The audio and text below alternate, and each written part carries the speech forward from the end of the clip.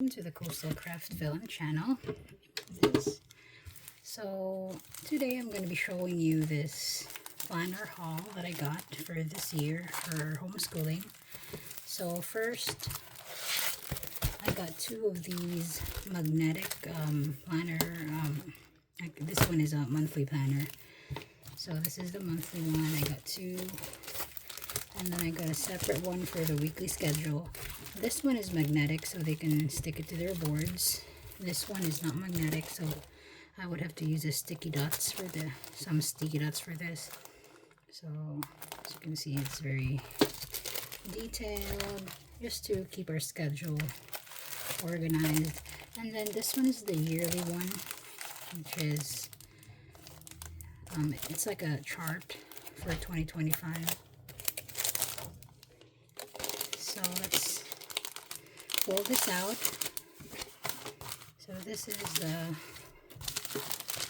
chart. We got some stickers here that came for free. And also came with some sticky dots, which is nice. Oops. I think this came off. So that.